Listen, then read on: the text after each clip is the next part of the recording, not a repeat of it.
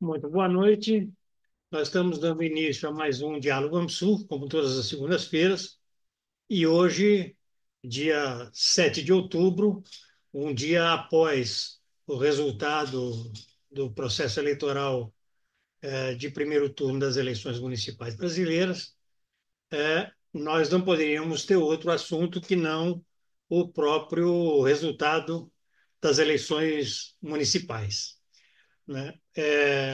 A ideia aqui hoje não é fazer um apanhado numérico, um apanhado do que são os resultados, porque todos nós temos já clareza disso, já sabemos, mas entender, né, o que foram, o que significam politicamente os resultados dessas eleições municipais e, na medida do possível, compreender um pouco os efeitos colaterais que esses resultados têm em termos não só locais, mas principalmente em termos nacionais, porque eles devem rebater na composição futura do próprio Congresso Nacional, né, já que as eleições municipais formam as bases de eleições, principalmente para as candidaturas proporcionais federais, e os resultados não apontam para um bom prognóstico no processo político nacional. Então, a ideia é um pouco a gente conversar sobre esse tema. Nós temos como convidado para hoje o ex-ministro Roberto Amaral. Roberto Amaral foi ministro de Ciência e Tecnologia, foi também um dos fundadores do atual Partido Socialista Brasileiro, do qual ele foi um dos presidentes até se desligar do partido. Ele é jornalista, é também advogado, né? É um antigo militante político, foi dirigente da União Nacional dos Estudantes nos velhos tempos eh, do, do, do governo João Goulart. Então, nós temos conosco o Roberto Amaral, deveremos ter também conosco o professor Bruno Vanderlei Reis, é, e quando estiver conosco eu o apresento. Temos aqui conosco vários atores políticos que nós convidaremos também para que façam suas análises.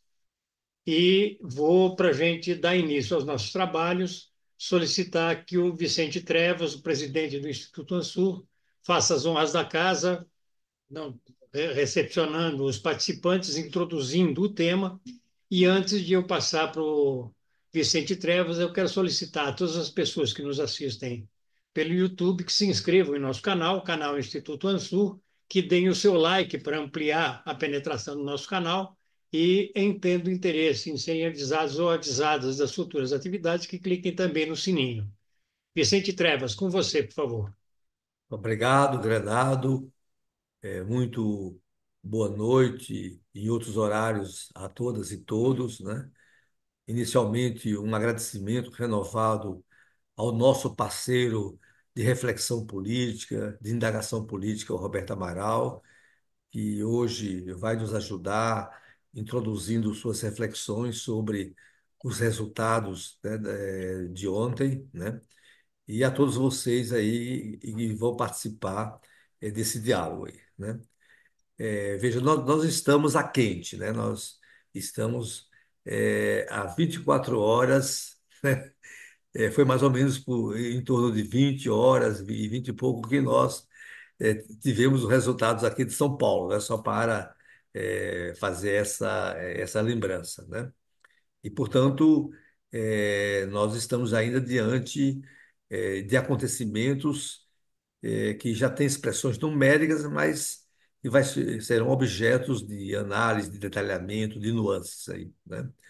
E, portanto, como nós somos um pequeno centro de pensamento estratégico, nós queremos fazer indagações sabendo que teremos uma versão de respostas hoje à noite, mas teremos de seguir nessas indagações, né, incorporando pesquisas, informações, né, e análises de outras instituições, de outros atores aí, né? Eu acho que aqui nós hoje temos assim três indagações, né? Que, como eu disse, vamos formulá-la, mas com a paciência de desenvolvê-las também posteriormente, né? A grande primeira indagação, né? É quais sinalizações os resultados de ontem significam, né? Ou indicam, né? Essa é uma primeira questão, as sinalizações. A segunda questão, quais tendências apontam?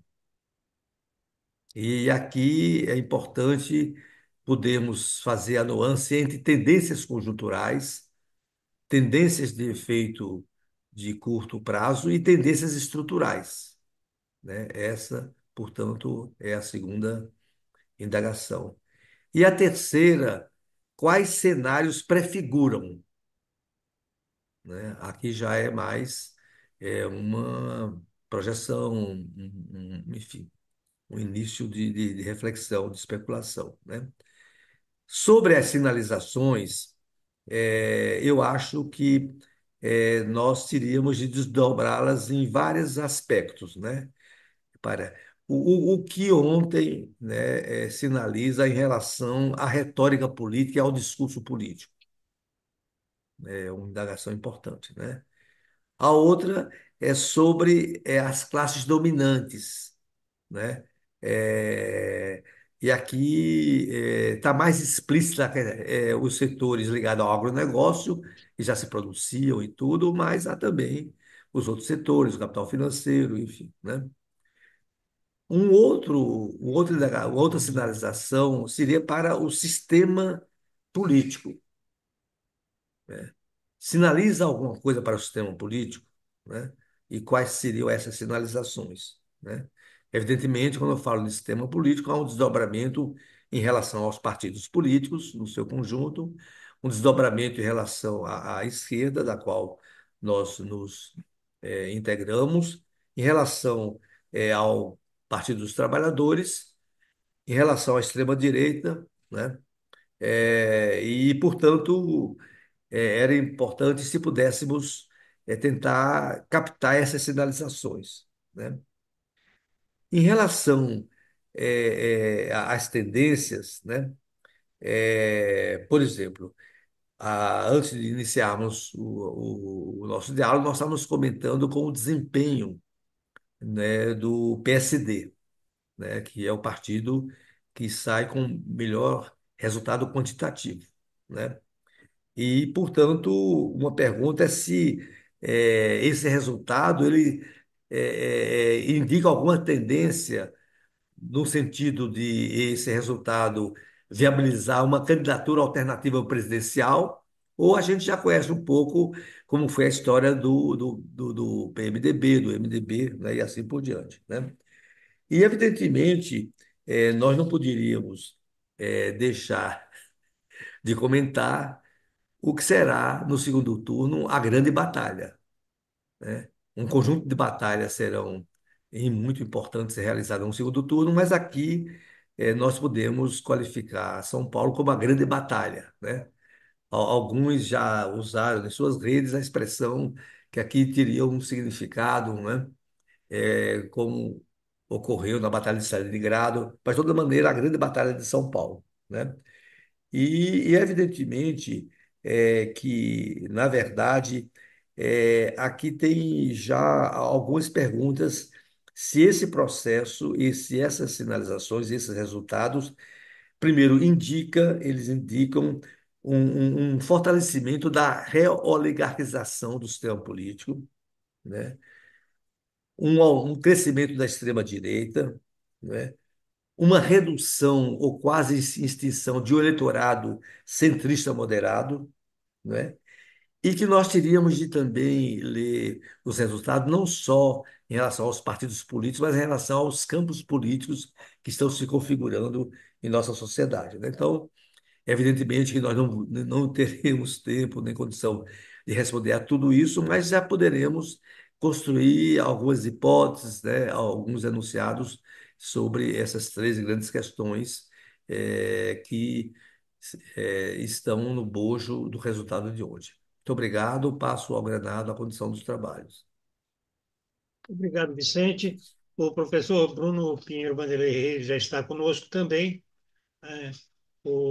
E fará sua fala logo após a fala do ministro Roberto Amaral, só para apresentar o Bruno. O Bruno Pinheiro Vanderlei Reis, ele é cientista político, é professor do Departamento de Ciência Política e ex-diretor da Faculdade de Filosofia e Ciências Humanas da Universidade Federal de Minas Gerais e atualmente é presidente da Associação Brasileira de Ciência Política.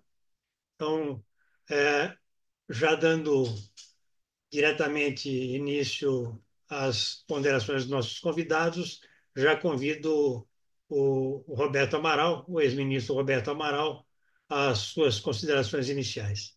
Eu, eu vou começar com uma epígrafe. É uma famosa frase do camarada Friedrich Engels.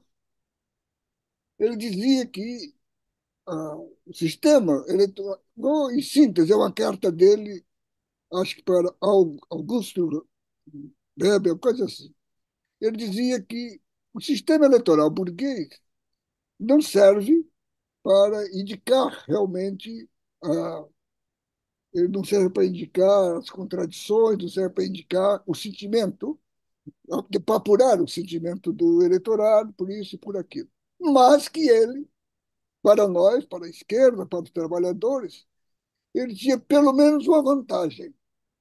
Ele servia como, com uma certa forma, ele servia como um censo para indicar como nós estávamos diante das grandes massas. Estou dizendo isso para dizer o seguinte: na pior das hipóteses, que esse resultado sirva para nós como indicador do quadro real, político e ideológico da sociedade brasileira. Porque alguns companheiros estão vistos em diversas manifestações, estão muito assustados com o que nós acabamos de assistir.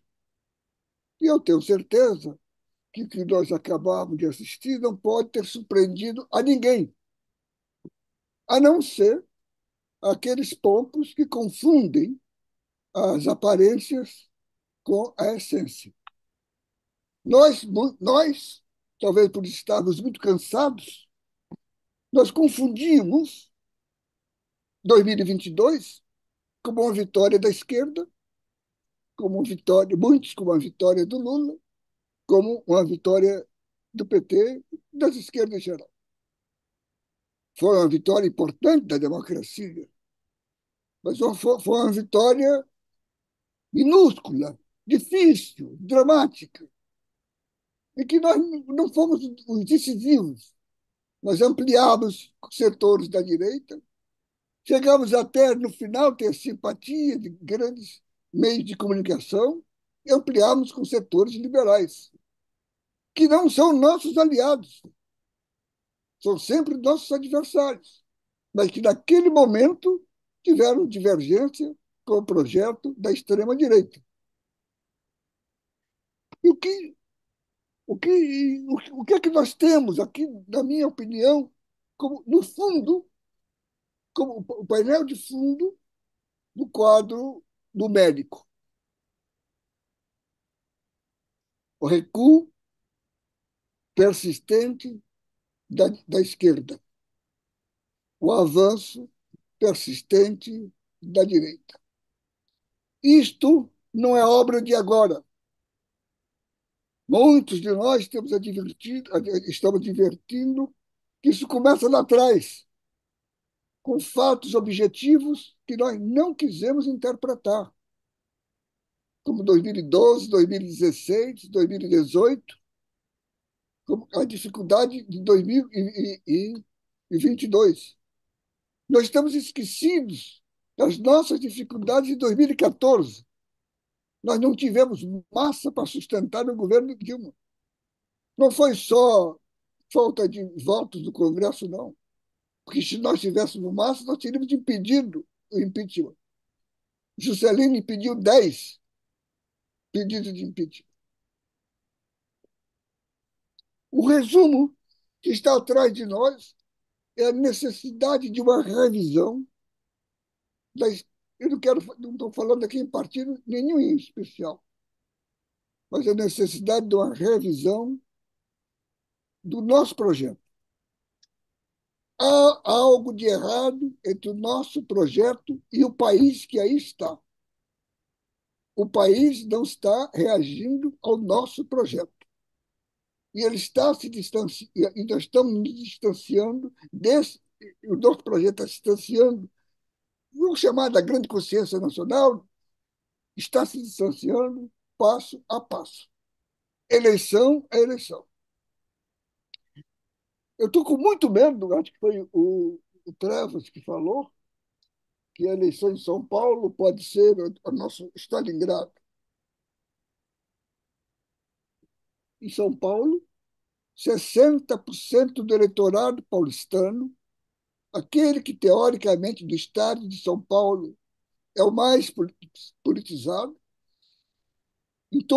uma capital proletária, industrial, a, a direita e a extrema-direita, eu não sei aí qual é a diferença entre o Nunes e o outro, aquele meliante, fez simplesmente 60% dos votos.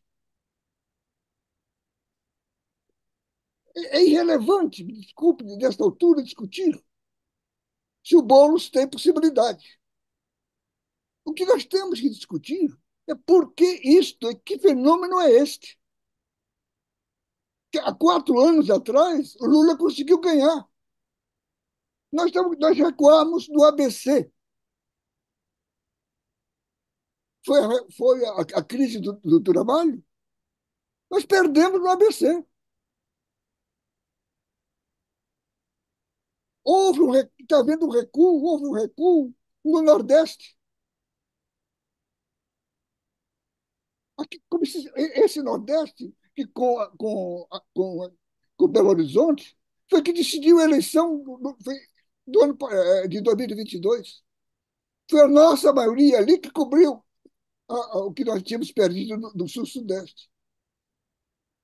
Nós recuamos no Nordeste. Levamos uma surra surpreendente em Minas Gerais e desmoralizante em Belo Horizonte. Quando eu digo não é o nosso pensamento que foi derrotado. Foi a nossa política que foi derrotada.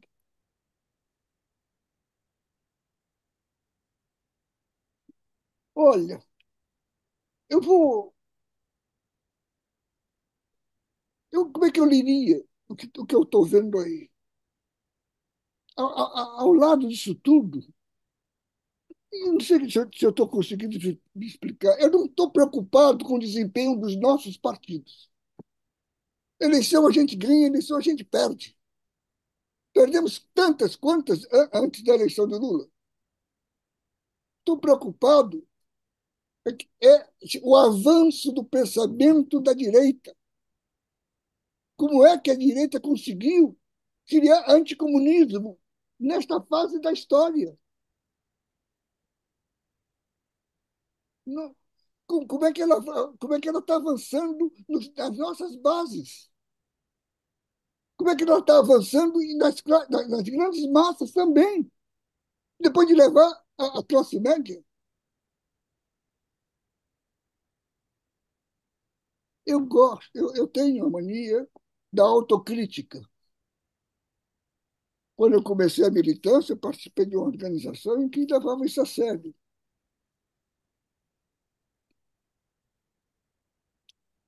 Esse processo que está estourando agora não é de agora. E é muito, vem sendo indicado, denunciado, reclamado por muitos dos nossos companheiros. Nós, da esquerda, corretamente, na sucessão de certos erros na luta contra a ditadura, nós adotamos com fé o processo eleitoral tradicional. Mas nós, por ausência de reflexão dialética, nós passamos a ver o processo eleitoral como fim e não como instrumento de conquista de espaço e do poder. O que eu quero dizer com isso? Nós passamos a fazer o mesmo jogo do conservadorismo. Os nossos partidos passaram a ter como objetivo puro e exclusivo a eleição imediata. Os nossos parlamentares transformaram seus mandatos em correias de transmissão. O fim de um mandato é renovar o mandato. E isso influiu a nossa linguagem. Isso mudou. Nós passamos a fazer campanha política dirigida por marqueteiros. E todos tinham a mesma cabeça. Então, as campanhas ficaram iguais, indistintas. E, paulatinamente, nós recuamos do velho trabalho dos tempos de trevas, que era o trabalho da militância. Nós saímos dos bairros. Nós saímos dos bairros. Não só nós, até os trabalhistas saíram, como se esse espaço ficasse reservado. O problema não é o que os evangélicos estão fazendo. O problema não é o que os milicianos estão fazendo. Não o que o agronegócio está fazendo. Eles faziam coisas piores. O latifúndio fazia coisas piores nesse país. A questão é que nós saímos disso. Nós não estamos discutindo com a sociedade. Nós renunciamos ao debate ideológico. Nós renunciamos à disputa ideológica. Eu não quero mais tomar tempo. Eu vou tentar. Eu anotei aqui as indicações do Trevas. Eu só anotei a minha resposta, não anotei a pergunta. Número um, qual é o quadro? Avanço da direita e recuo da esquerda. Disso eu tenho certeza, mas eu tenho uma dúvida. Eu não sei qual foi o primeiro. Quem é sujeito e causa aí. O que se pode esperar, na minha opinião, a continuidade desse quadro se não houver revisão dos nossos papéis, dos nossos programas, dos nossos projetos. O que eu quero dizer com isto? Como é que eu vou reclamar apoio popular se eu não tenho como dizer para a sociedade qual é o meu programa? Qual é o projeto? Qual é o meu projeto que eu vou chegar para defender em Caxias aqui?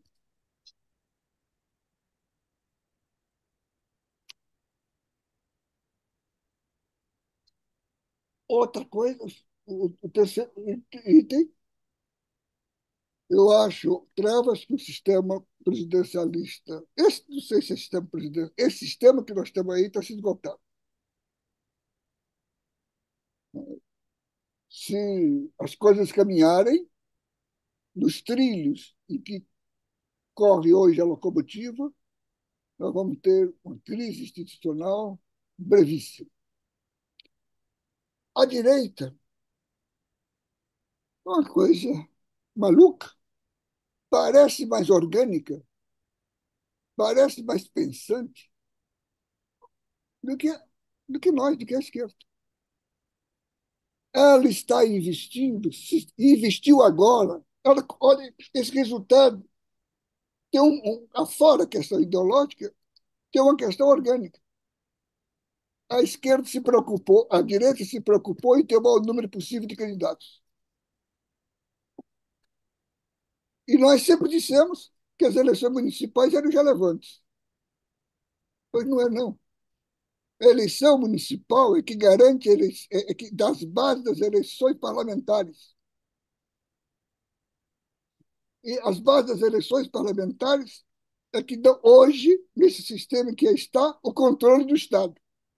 Está aí o Congresso que está. O que é que nós devemos estar esperando? O que pode vir aí é um Congresso ainda mais à direita, um Congresso ainda mais conservador, preparado, o Congresso que virá a partir de 2006, para ainda mais poder controlar o presidente da República, seja ele quem for, e o senhor, o nome dele, o Xandão, que ponha as barbas de molho. Nós estamos, portanto, partindo para um sistema ingovernável, por uma crise inadiável, uma crise que dificilmente nós vamos poder evitar. Nós não temos, não vejo como, com essa pletora. Vocês sabem quanto foi que o Congresso liberou de reais para essa campanha? 58 bilhões. Foi uma festa. E agora, isso garantiu o vereador em todo canto, o prefeito em todo canto. E essa máquina não funciona para eleger deputado? Este é um lado. O outro lado, esse eu acho que é água derramada, leite derramado, mas eu acho que há um lado que ainda está nas nossas mãos. Eu tenho um projeto, coisa que também o nosso governo não tem. Está aí a dificuldade que nós estamos tendo. Foram essas considerações iniciais que eu pretendia fazer, mas como provocação, entendi que o meu papel é mais de provocador, e queria concluir dizendo que eu estou muito assustado. Não vejo, não conheço, tirante talvez, os anos 36, 37, 38 do século passado, não vejo correspondência na história do Brasil de um momento tão crítico como esse que estamos vivendo. Com uma tragédia suplementar. Não é uma tragédia, me desculpe. Com ameaça suplementar. O quadro internacional, que, ademais de caminhar seguidamente pela direita, não só na Europa, o ciclo agora foi fechado na Áustria, mas junto de nós, aqui junto de nós, onde nós supunhamos que tínhamos liderança política, e se fecha internacionalmente. Estou convencido que está se armando as condições que vão tornar natural o terceiro conflito. Se esse conflito envolve A ou B, C, D, E, F, Z, assim, vai ficar restrito. O fato é que nós estamos em tempos de guerra. Está se definindo a troca da hegemonia. Se ela se faz agora, se ela se faz amanhã, se ela faz depois. Essa questão está colocada. O conflito, vamos chamar o conflito árabe-palestino, que tem muito de árabe e de palestino, mas tem muito mais de Estados Unidos, tem muito mais de OTAN, tem muito de OTAN. Esse conflito está se alastrando não por ser inevitável o seu alastramento, mas porque ele está sendo induzido. Interessa a indústria da guerra, interessa o imperialismo, essa guerra. E isso tem reflexo aqui, tem reflexo. Nós somos um país de capitalismo tardio e dependente. Nós somos a tragédia geográfica do México é similar, a nossa tragédia geográfica é similar à do México. Os nossos espaços ao sul dos Estados Unidos são limitadíssimos e o nosso governo está com muita dificuldade na condução na condução da nossa política diante desses conflitos, porque ao contrário dos mandatos anteriores, nós deixamos de navegar em mar tranquilo. Meus amigos, muito obrigado por essa oportunidade. Desculpe a extensão da minha intervenção. Muito obrigado, Amaral. Eu acho que sua provocação dá todo o espaço para a conversa que a gente precisa ter aqui hoje. Eu acho que ela foi muito boa e bastante contundente. Eu quero passar, então, agora imediatamente para o professor Bruno Pinheiro Vanderlei Reis, já está aqui conosco. Bruno, por favor, com você. Mas, enfim, quero de novo agradecer o convite pela ocasião da conversa, poder ouvir, o que eu posso fazer aqui, enfim, simplesmente compartilhar despretensiosamente as cogitações que passam pela cabeça nessa hora. As perplexidades são muitas, né? Roberto Amaral partilhou aqui, né? Meu tom pode soar diferente, mas na substância, muito do que ele está dizendo nos inquieta a todos. É isso mesmo. Não é não é trivial viver nessa época desse 2020, em que, na verdade, tem uma certa ideia de democracia que a gente tinha em fins do século XX que vai esboroando, né? E a gente não sabe bem o que pôr no lugar, mas ela começa a perder funcionalidade. É paradoxal o momento, porque na hora que a gente olha comparativamente para o mundo afora, a gente tem bem mais democracias hoje do que teria em 1980, digamos, se você for só contar os números. Mas lá para 1980, quando a gente estava, né, decolando, né, finalizando o processo de abertura, começando a divisar um horizonte, eu era adolescente, né, e divisando um horizonte de uma democracia nascendo, eu acho que a gente era muito mais confiante a respeito do que seria necessário fazer e o que seria necessário que existisse para que uma democracia, bem ou mal, funcionasse, operasse, né? Tinha um playbook, tinha um receituário. Haveria um sistema partidário, alguma meia dúzia de partidos relevantes, algum partido mais ou menos sindical, sindicatos e associações civis mais ou menos estruturadas, o sistema político partidário operava mais ou menos assentado em cima disso, alguns com uma vinculação mais business, mais empresarial, mais burguesa, outros com a organização trabalhista.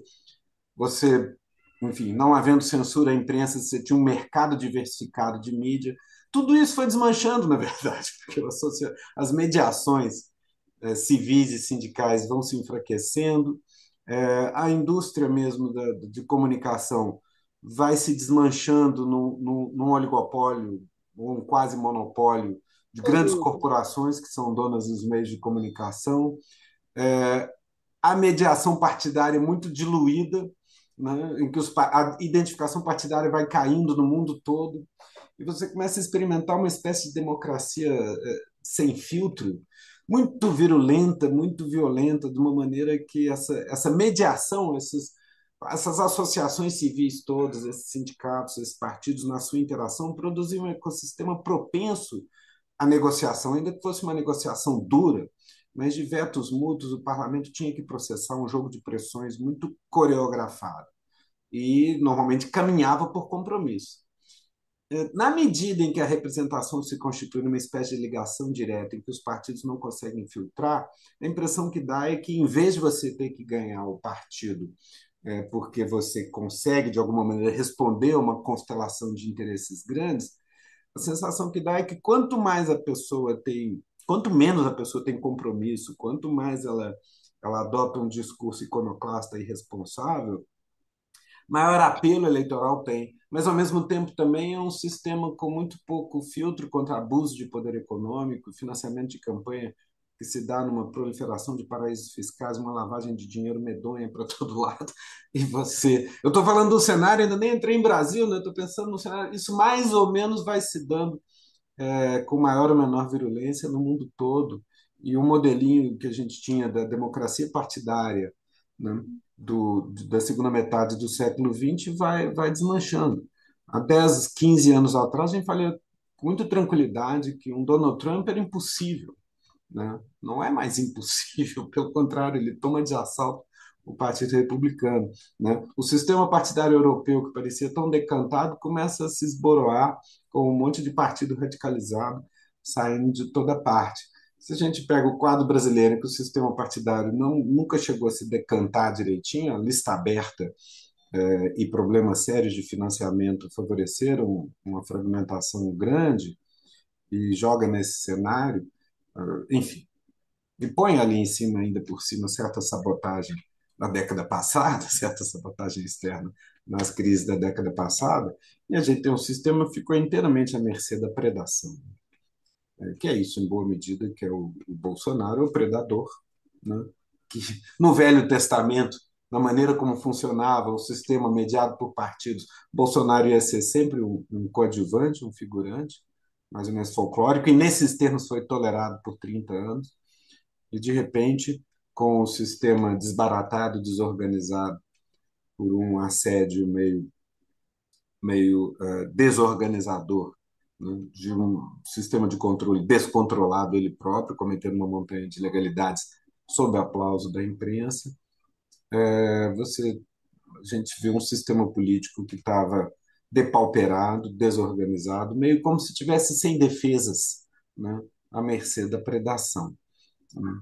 Foi isso que acontece em boa medida em 2018, né? Roberto Amaral trouxe de maneira muito pertinente a alusão ao Engels a respeito do toque de desconfiança que a gente deve ter com relação a eleições burguesas, digamos assim. Eu concordo, quer dizer, não tem nada muito diferente para oferecer, a gente vai em busca da democracia, nós fizemos todos a conversão da democracia num fim em si mesmo, mas é preciso sobriedade nessa conversão, assim, olhar para aceitar a democracia como um valor em si, como um meio e como um ambiente que a gente quer operar, não deve significar também simplesmente ignorar os vieses que estão embutidos numa disputa política numa sociedade estratificada em classes sociais. As oportunidades são distintas, a disputa é assimétrica. Eu brinco sempre, meio piadinha, mas é a sério, né? A esquerda é sempre o time visitante, a esquerda sempre joga fora de casa, né? Assim, se o partido da esquerda parece muito confortável no poder, talvez já não seja mais a esquerda, né? Na verdade, o partido que interpela, digamos, em boa medida, o mapa da democracia do segunda metade do século XX era isso. Tem uma coalizão sindical, uma coalizão empresarial, digamos assim, grosso modo, né? A coalizão sindical, ela sempre joga no campo do adversário, com o vento contra, morro acima.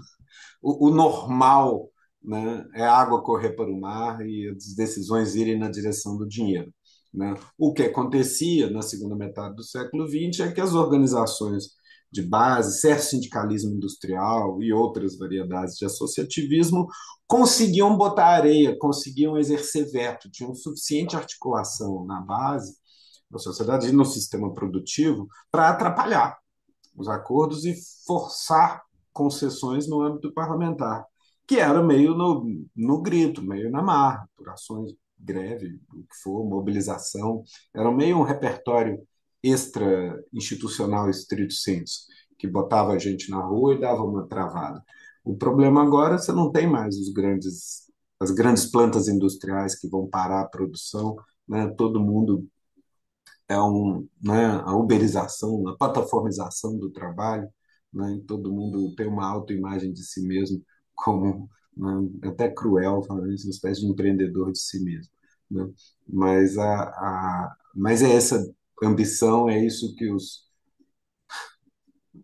marçais da vida, né, vendem um pouco e ficam milionários vendendo esse tipo de ilusão. E agora começam a assediar o próprio sistema eleitoral, como não mais começando a dispensar intermediários e operar ali dentro mesmo, com efeitos predatórios, corrosivos. Muito difícil ter um repertório local de resistência a isso num país semiperiférico como o Brasil, ao mesmo tempo grande como o Brasil. A gente não consegue ser irrelevante e ter uma estratégia doméstica. A gente não consegue ser Islândia. A gente não consegue ser a brava Islândia com 300 mil pessoas que resolve o que vai fazer de outro jeito. A gente é um país de 200 milhões de pessoas que é suficientemente relevante e dependente de fluxos externos e desde sempre, né, desde sempre inserido na economia internacional, na empreitada colonial, né, da expansão europeia na América. Estamos aqui falando português, né? E essa empreitada na América também vale até para os Estados Unidos, produziu sociedades fraturadas, com dívida social grande para ser resgatada, etc., profundamente desiguais. É com esse quadro difícil, ao mesmo tempo habitando um lugar semiperiférico no concerto das nações, que o Brasil tem que se virar, né? Não é, não é trivial, né? Num contexto como esse, assim, não é para produzir autocomplacência, mas o fato de que Lula existe, que o PT existe, é uma sorte, é um acaso afortunado, que nos permite mais ou menos manter a cabeça fora d'água, mas não muito mais do que isso. A gente está engolindo muita água, engolindo muita água, operando com muita dificuldade, aos trancos e barrancos, por um ponto percentual, conseguimos evitar a reeleição do Bolsonaro e, enfim, mantemos por hora alguma incerteza no quadro político dos desdobramentos nos próximos 10, 5 anos, apesar da conjuntura muito difícil, né? A década de 2010, eu também partilho a sensação de que o momento nunca foi tão ruim. É preciso operar com cautela quando a gente, afinal, teve uma ditadura militar há apenas 60 anos, que acabou há 40, né? Mas ali, por trágico que fosse tudo que tivesse acontecendo, e os senhores viveram isso de maneira mais dramática que eu mesmo, que nasci já dentro da ditadura,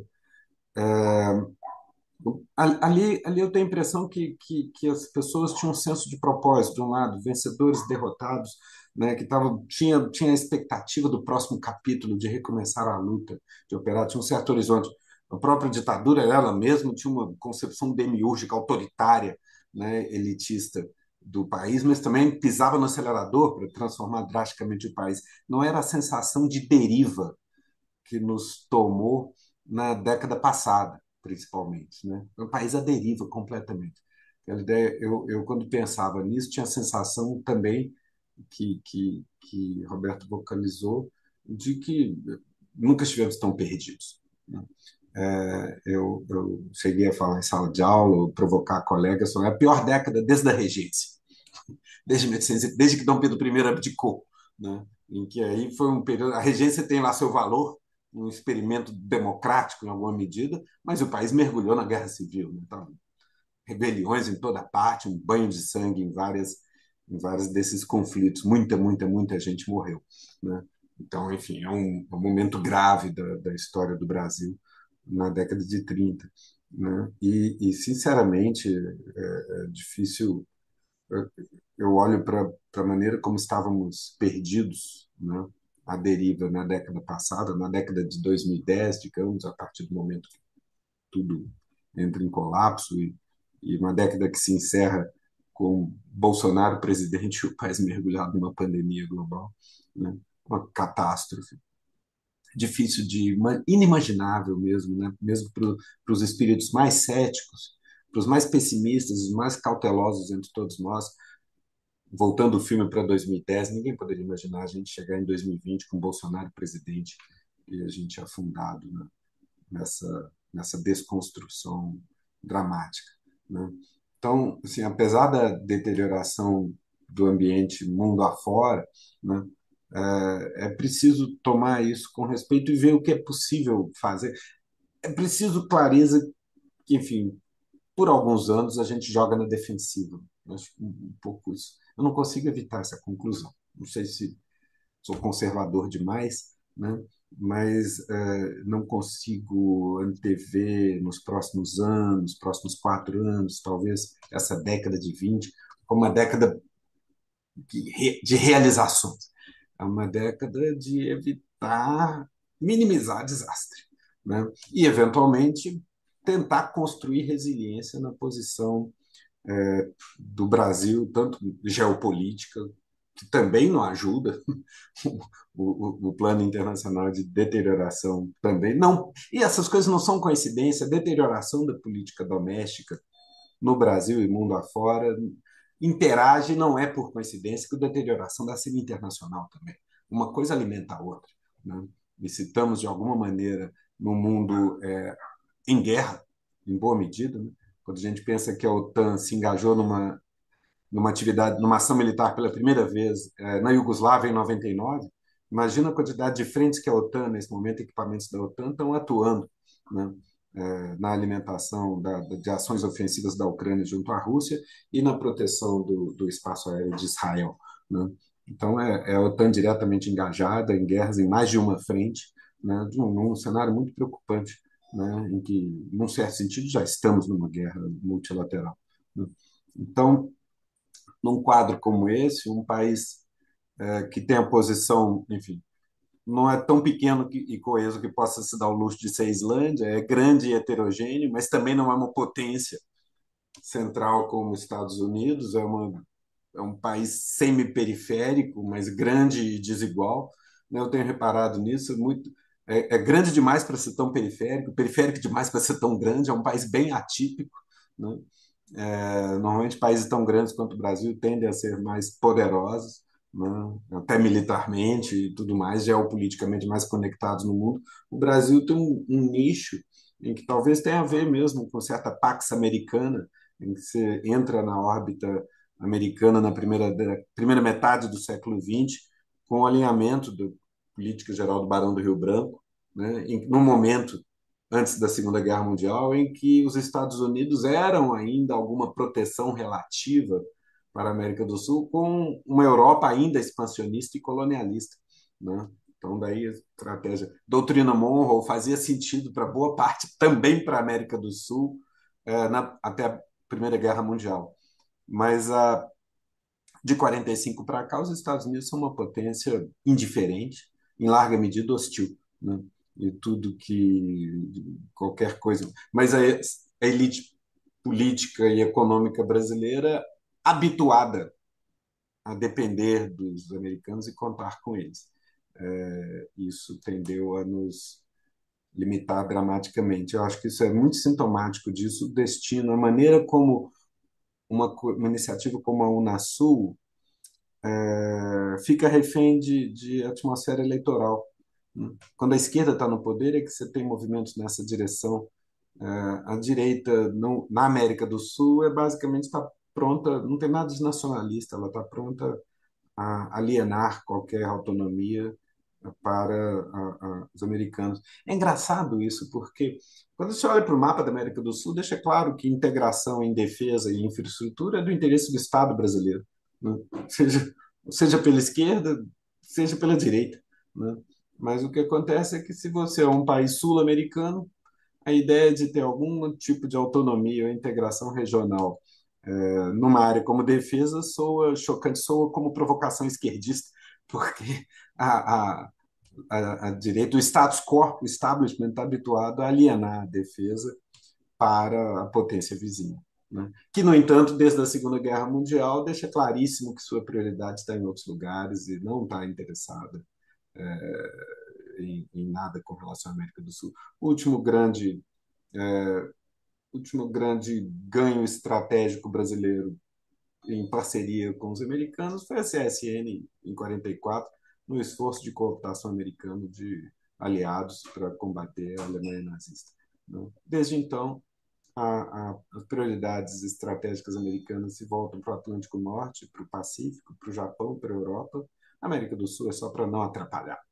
Depois de Cuba, então, aí definitivamente eles não correm mais riscos e patrocinam golpes militares no continente inteiro, de uma maneira que certamente, né, nos deixa em condições mais precárias para tocar a vida dali em diante. A gente tem que literalmente recomeçar tudo nos anos 80. Né? Então, nesse momento, você tem o próprio sistema político americano, sim, debilitado na sua funcionalidade, nas suas condições de operação, né? É um sistema político capturado por interesses privados. A razão de Estado começa a gente vê os Estados Unidos tomando decisões militares, estratégicas que contrariam interesses geopolíticos deles mesmos, né? Mas enriquece muita gente. É um sistema capturado por interesses corruptos nesse momento, né? Então, a expansão da OTAN, a invasão do Iraque, tudo isso são coisas que trazem problemas para os Estados Unidos como país. Mas muita gente ganha dinheiro. Então, você simplesmente tem um país, ele próprio, com dificuldade de se governar, ele próprio capturado na armadilha neoliberal, em que razões de Estado perdem peso em favor de interesses privados específicos. E o complexo industrial militar lá, como advertiu Eisenhower, meio tomou conta, né? Então, acoplarmos-nos simplesmente aos humores americanos nesse momento deixa de ser uma opção atraente, não precisa ser nenhum esquerdista para reconhecer isso. Basta ler a história diplomática do Brasil, tal como contada por um cara insuspeito como Rubens Recupero, e ele diz e repete isso várias vezes ao longo do livro. Não tem zero esperança, né, de qualquer coisa junto aos americanos.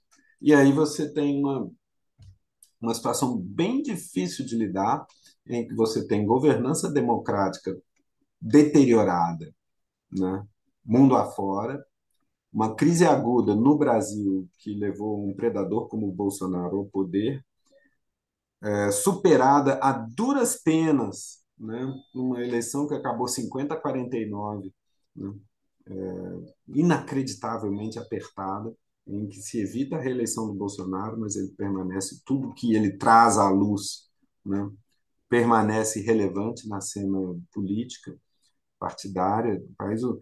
Mesmo que o Brasil se estabilize e, de alguma maneira, alguma rotina democrática se recomece agora, ela se dá em condições mais degeneradas em relação ao que a gente tinha há 20 anos, né? Ou há 15 anos atrás, né? Costumo dizer, talvez o PT consiga continuar juntando os cacos e mais ou menos sobreviver, e mais ou menos polarizar, né? Puxar um dos polos da clivagem política eleitoral brasileira básica, sem prejuízo de tudo que disse o Roberto Amaral a respeito da dificuldade de ter um diagnóstico e um horizonte de ação mais estratégico. Mas, do outro lado, nunca mais a antagonização desse polo eventualmente ocupado, habitado pelo PT, vai ser um tucanismo à la PSDB dos anos 90, entendeu? Meio paulistano, uspiano, Fernando Henriquista. Nunca mais essa bola volta para esse lugar, né?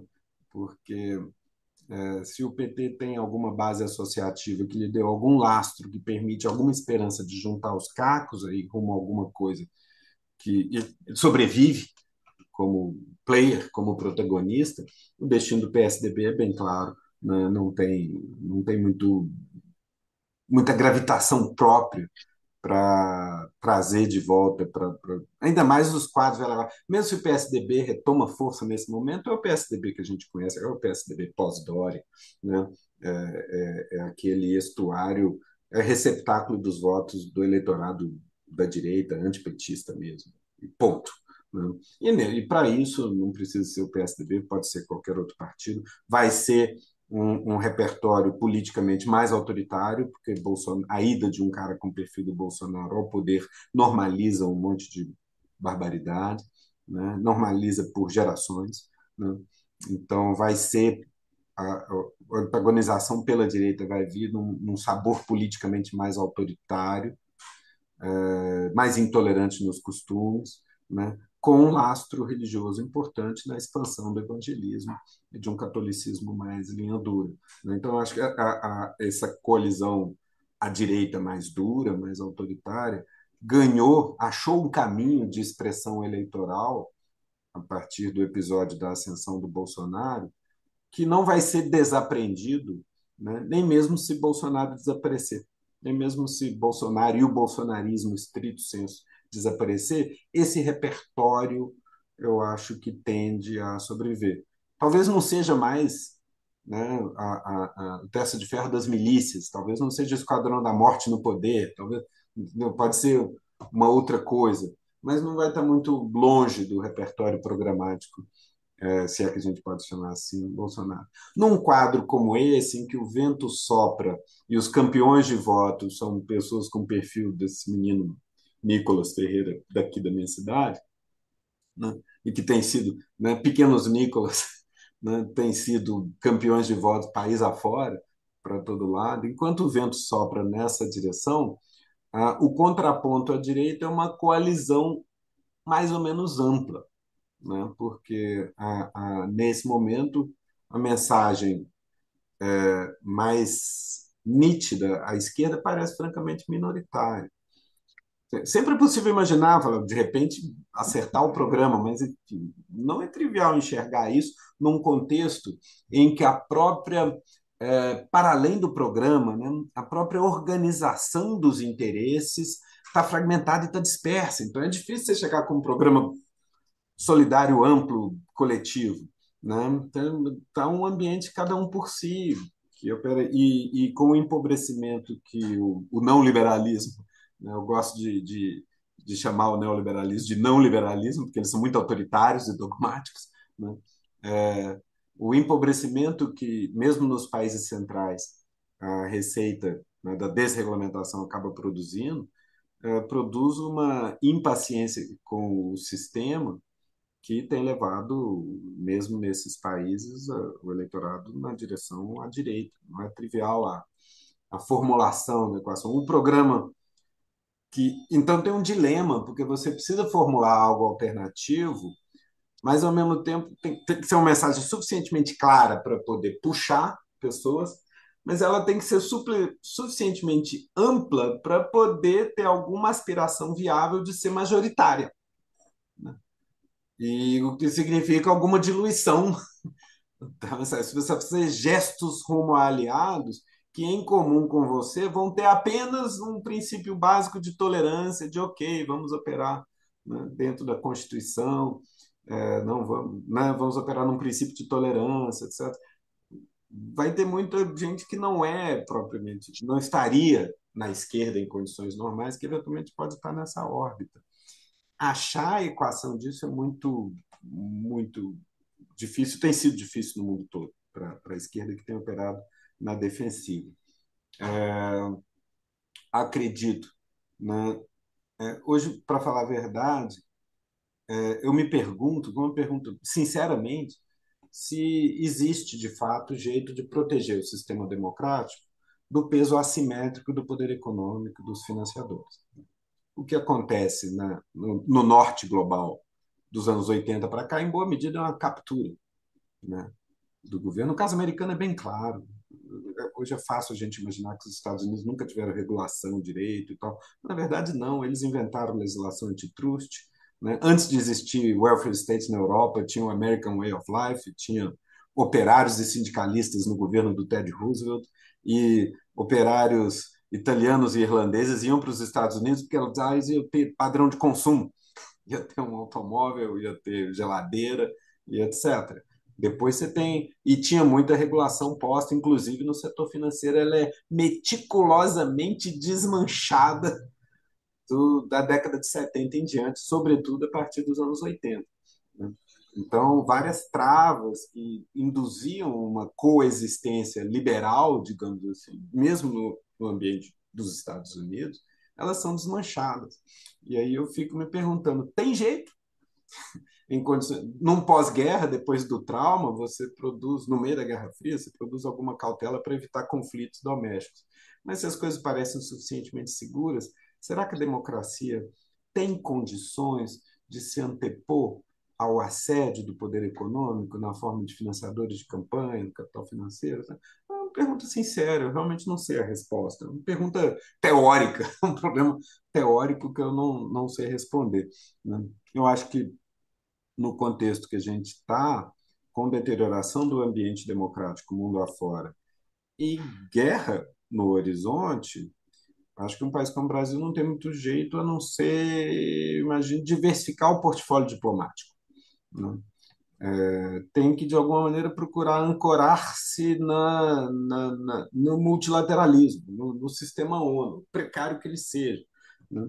Porque se a gente está solto, a gente é capturado para a órbita dos Estados Unidos, que ele próprio, na verdade, está na sua própria vertigem instável numa deriva bélica, né? O que é uma roubada para nós, né? Então, eles sempre tiveram um efeito desestabilizador sobre o hemisfério, né? É simplesmente um país tão assimétrico em relação, tão poderoso, e nós somos tão próximos, né? Que ele desestabiliza toda a América. A América Latina é um país, é um continente, é uma região de indicadores de instabilidade política maior do que seria de se esperar por seus dados econômicos e sociodemográficos. Quem que produz essa instabilidade? A proximidade com os americanos. É como se você tivesse um planeta enorme numa órbita perto demais, ele te tira da sua órbita toda hora, né? Porque não falta dentro dos países quem queira bajular os americanos. Eu lembro de um amigo argentino que disse que a grande vantagem da democracia americana sobre o resto do mundo é que nos Estados Unidos não tem uma embaixada dos Estados Unidos. Porque na embaixada americana vai uma fila de bajuladores em busca de planos prontos para desestabilizar a política do país. E para os americanos, quando é realmente do interesse deles desestabilizar quem quer que seja, ainda mais aqui na América, é facílimo para eles. Então, um país nessa posição, o que ele tem que fazer é lançar tentáculos para todo lado. Eu não posso, com todas as ressalvas que a gente possa ter, a materialização é sempre precária, mas, enfim, eu olho para tudo que se fez em política externa no período Lula 1 e 2, e mesmo agora, que tenta retomar agora, com o Amorim e tal, e é mais ou menos isso. Você tem que mais ou menos alinhar, habitar o sistema de nações, alinhar-se com o multilateralismo, diversificar parceiros entre as potências. BRICS é algo, é uma realidade geopolítica. O Brasil ainda tem uma vinculação ainda remota. Eu, como presidente da Associação Brasileira de Ciência Política, reconheço que o intercâmbio acadêmico com países do BRICS é totalmente incipiente ainda, e eu acho que é estrategicamente muito importante intensificar isso. O jogo é cada vez mais dependente do cenário externo, e o cenário externo também joga para nos desestabilizar, né? Me chamou muito a atenção e desceu como um frio na espinha, aqui eu encerro, quando eu vi a primeira manifestação de apoio aos acampamentos na frente dos quartéis no Brasil, eu vi na Fox News, né? Ainda antes da posse do Lula, ainda em novembro de 2022, logo depois do resultado da eleição, uma semana depois, o Tucker Carlson estava lá na Fox News falando alegações plausíveis têm que ser apuradas e dando credibilidade a toda alegação de fraude na urna, etc. Mesmo quando a imprensa no Brasil ainda estava no monolito de resistir ao Bolsonaro e ir atrás, a Fox sai na frente puxando o fio de sabotagem e desestabilização. Então, esse é um jogo bem difícil de operar, em que a gente é apenas peão nesse tabuleiro. Mas, enfim, já me alonguei demais, quero só agradecer. São essas as cogitações que eu procuro partilhar. Obrigado, pessoal. Nós que agradecemos, Bruno. Eu quero, então, abrir para rápidas intervenções, perguntas por parte dos participantes. E enquanto as pessoas se inscrevem, eu queria já levantar rapidamente algumas poucas questões, principalmente procurando fazer algumas ponderações, né? Uma questão diz respeito a, ao resultado, apesar de ainda estarmos falando de primeiro turno, né, e o segundo turno vai se dar em municípios maiores, em municípios mais importantes, a gente tem municípios bastante grandes que ainda dependem de segundo turno, né?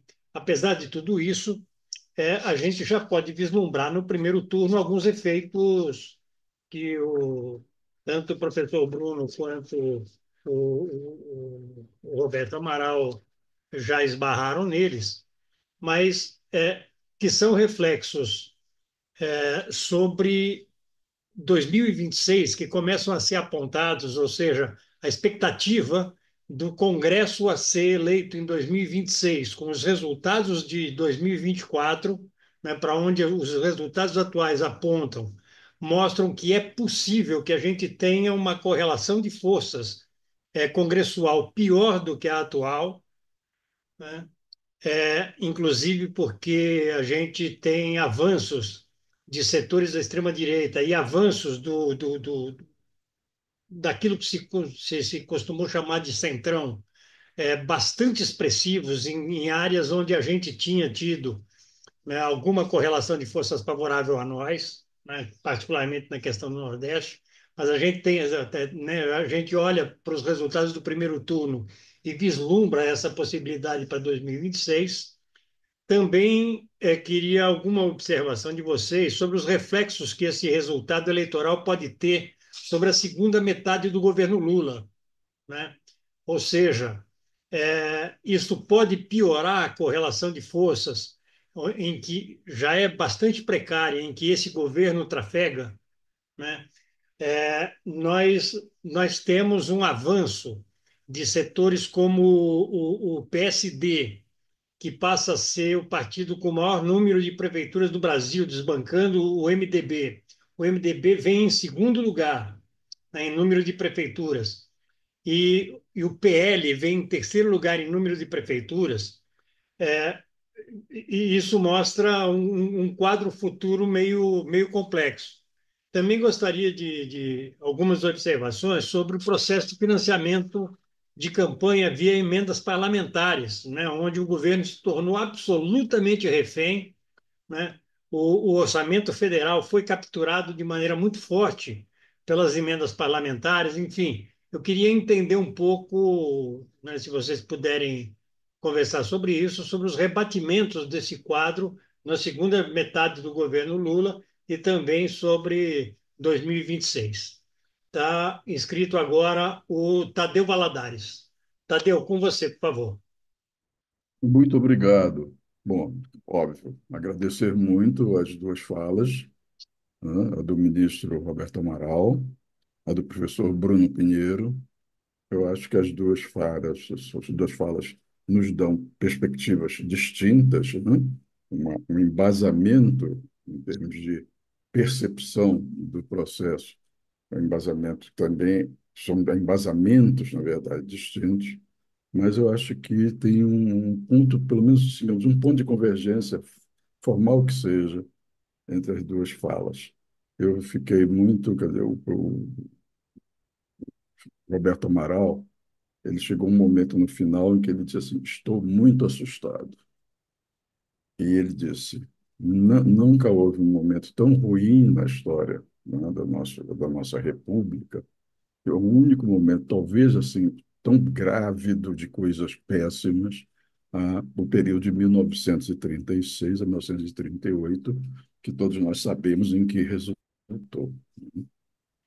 E o professor o Bruno, né, também falou dessa coisa de será que há uma saída, né? O Brasil sendo o que é, o mundo estando como está. Então, nós temos aqui duas visões diferentes, mas com um ponto de preocupação enorme quanto ao futuro, tanto o futuro imediato quanto o futuro a mais longo prazo, do país, da sociedade, do Estado, da democracia brasileira. Enfim, eu acho que isso foi, para mim, foram os pontos assim, que me tocaram mais. Mas, dado o meu, dado a minha, eu diria, dado a minha, meu sentimento de mundo, eu queria fazer um comentário e que se um dos palestrantes quiser tocar, ótimo. Se os dois quiserem, melhor para nós, para mim, pelo menos. E se nenhum quiser, perfeitamente inteligível. Eu fiquei pensando, enquanto eu ouvia as falas, eu fiquei pensando numa ideia que tem vindo a mim muito em cima de certa metáfora que o Trevas usa frequentemente. A metáfora de que nós estamos numa encruzilhada. E com essa coisa de metáfora na cabeça, eu acabei lendo um livrinho muito estranho, estranho que eu digo para mim, para minha pouca formação acadêmica, mas muito interessante, de um alemão.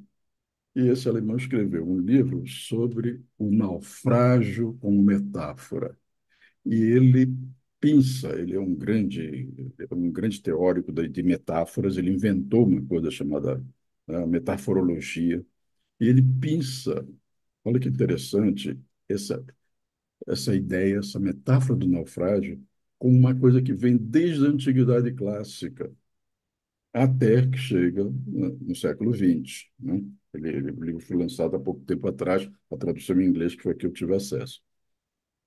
Então, olha, veja só, a gente se preocupa com a encruzilhada, o alemão está preocupado com o naufrágio e com o espectador do naufrágio, o que me lembrou um pouco o que o professor Bruno falou, né? Nós, os cientistas políticos, somos os que observamos. E esse livro é essa coisa, é como, através dessas sucessivas formulações culturais, você tem essa metáfora que ele diz que é uma metáfora que serve para a existência humana, mas também para o Estado, a sociedade, a época histórica. Bom, dito isso, eu queria dizer a vocês que eu pensei em três coisinhas. Pensei num filme do Vajda, do André Vajda, de 1975, A Terra da Grande Promessa. Pensei nesse livro do Hans Blumenberg, O Naufrágio com o Espectador. E eu pensei num livro que eu estou relendo e que é muito interessante, que se chama A Derrota do Ocidente, de um professor francês, intelectual francês, que é mil coisas, né? Antropólogo, cientista político, historiador, demógrafo, ele junta vários campos de saber. A Terra da Grande Promessa é a Terra da Grande Promessa que não se cumpriu. Tem muito a ver conosco, tem muito a ver com o mundo. Que a grande promessa que não se cumpriu foi a promessa do iluminismo, a promessa do capitalismo, a promessa da democracia, historicamente concebida, né? E, por fim, você tem o Emmanuel Todd que diz, olha, os Estados Unidos foram uma democracia.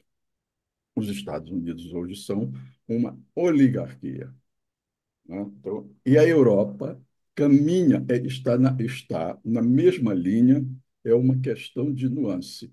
Por isso, ele diz, o Ocidente está sendo derrotado. Por quem? Pelos russos? Pelos chineses? Não. Os russos e os chineses eu diria, têm uma certa responsabilidade nisso. Mas ele está sendo derrotado por si mesmo, porque ele já não tem mais capacidade de reciclar a sua experiência histórica, que ele perdeu essa experiência histórica. Ele tomou, quando houve a encruzilhada, ele pegou o caminho errado. E esse caminho errado levou ao naufrágio que está acontecendo hoje, né? Então, eu acho que isso aí é uma coisa importante. Por quê? Porque aí é a minha provocação aos dois palestrantes. Será que nós não estamos vivendo nesse momento histórico nosso, que começa, digamos, na virada do século, mas que, vamos dizer, que fica claro para mim, a partir de 2013, 2012, está claríssimo, nós não estamos vivendo o nosso momento em que nós já pegamos na encruzilhada o caminho errado e que nós estamos caminhando para o que o professor Roberto Amaral disse, uma crise institucional, uma ditadura, uma neo-oligarquia. mas nós estamos caminhando para algo muito ruim, porque nós, como esquerda, nós estamos vivendo o nosso momento de dissonância com as massas.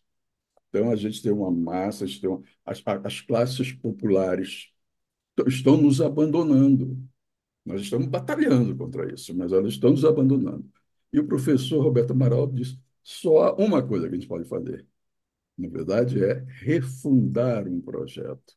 Ora, refundar um projeto no contexto que é o nosso, no contexto que é o contexto da América Latina hoje, no contexto geopolítico mundial, no contexto, né, em que o Ocidente, chamado Ocidente, ele é cada vez mais extrator, é uma coisa muito complicada. Então, eu não tenho resposta, eu só tenho indagações para vocês. Eu sou, por temperamento, muito cético. Então, eu prefiro não nem tentar dizer para vocês qual é a sua saída, que eu não sei se é a saída. É isso. Obrigado, Tadeu. Vicente Trevas. Obrigado. Primeiro, muito grato ao Roberto Amaral e ao professor Bruno, né, pelas suas considerações muito importantes. E também a intervenção do Tadeu Valadares, né?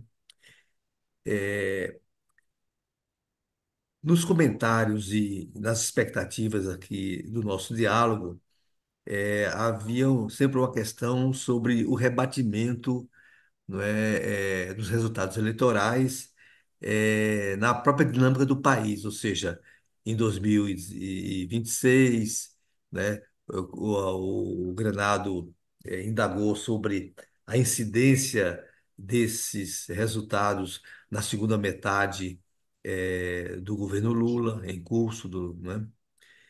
E aqui eu quero trazer uma preocupação no sentido eh, de construir um entendimento mais compartilhado sobre a dialética estrutural da nossa sociedade brasileira hoje, que é uma relação vinculada entre o interno e o externo, né?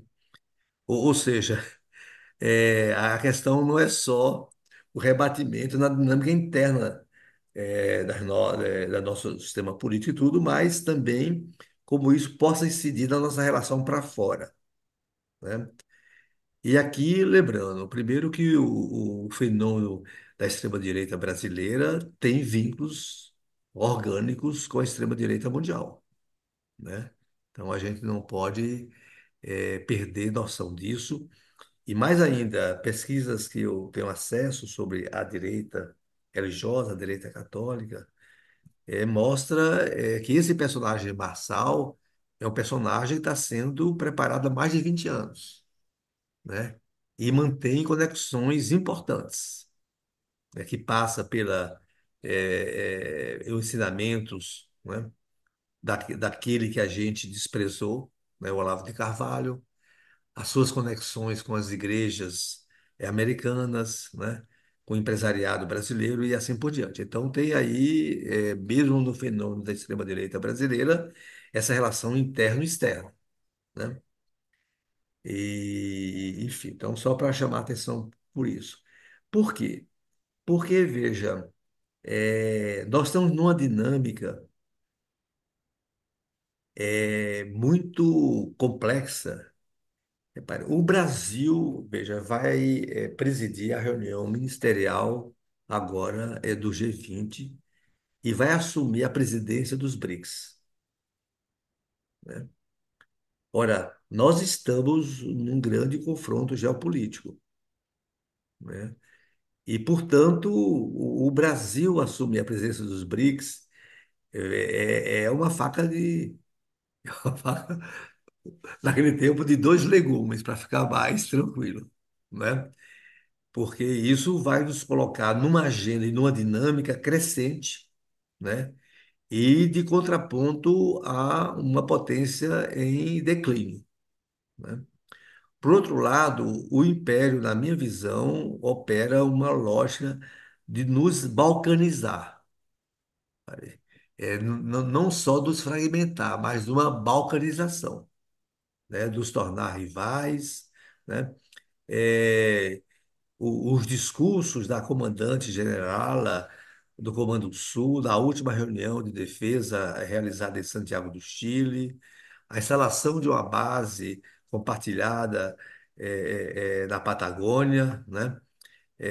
Os compromissos do Estado do Equador com os Estados Unidos e com suas Forças Armadas para operação em território nacional equatoriano em função da segurança interna, né? Enfim, então eu estou querendo dizer que nós estamos, e como falou o Roberto Amaral, em tempos de guerra, mas veja, nós estamos combinando agora as várias tipologias, repare. Nós já fomos vítimas daquilo que a literatura chama das guerras híbridas, né? Nós já fomos vítimas da Guerra Fria. A ditadura militar foi nesse contexto. E agora nós estamos também interagindo com as guerras quentes, né? Então, eu quero dizer o seguinte, nós estamos vivendo perigosamente, perigosamente, né? É, e aqui eu só quero trazer mais essa complexidade, né? Porque a refundação do nosso projeto, a nossa relação com a própria sociedade, vai ter também de encarar um pouco essas dimensões, né? Então eu queria ver de vocês, Roberto e o Bruno, se tem sentido essas minhas considerações. Obrigado. Muito obrigado, Vicente. Bom, não tem ninguém inscrito, eu vou devolver imediatamente, então, já para a gente caminhar para as duas falas finais, vou devolver para o Roberto Amaral. Roberto, com você, por favor. As últimas intervenções, eu quero agradecer as referências do Bruno, as últimas intervenções, do meu ponto de vista, pediriam novas versões, novas análises. Principalmente agora essa última, do Trevas, que oferece como foco não a questão nacional, mas a questão internacional. Eu gosto de tratar da questão internacional, mas eu tenho um vício, o de temer estar fugindo ao tema mais, mais grave, o que dói mais, que é a questão nacional. É evidente que nenhum país é uma ilha, muito menos o nosso país, com as características que nós conhecemos e que eu não vou tomar o tempo de vocês dizendo sabido. As nossas limitações, a, a instabilidade que o Bruno já explicou da característica do continente, a sua proximidade com a grande potência, a nossa proximidade com o Atlântico Sul, a nossa proximidade com a África, tudo nos transforma num objeto estratégico perigosíssimo. O que eu quero dizer que foco da atenção, da maior atenção possível do sistema. Os Estados Unidos, no momento, não têm por que ter receio com relação ao Brasil. A nossa classe dominante é pró-Estados Unidos. Nós temos umas coisas interessantes. O fascismo do mundo todo foi nacionalista. A direita tem uma tradição de ser nacionalista. Nós temos aqui um protofascismo entreguista e uma direita alienada, uma direita é, é, que ama Israel e Estados Unidos, que faz suas manifestações com as bandeiras dos Estados Unidos e de Israel. Isso, para os jovens, pode ser negócio, sei lá, não sei se tiver que se explica isso. Eu, o Bruno sabe o que é isso, mas talvez o Trevas, não sei se você também se lembra. Nós éramos um nacionalismo dos anos 50, 60, até 70. Nós éramos um nacionalismo que na Europa e aí fora ninguém entendia, porque nós éramos de esquerda e nacionalistas, porque nós defendíamos o país, o desenvolvimento, etc, etc, etc. Não vou, a esta altura, fazer história, mas nós chegamos a um ponto de extrema complexidade.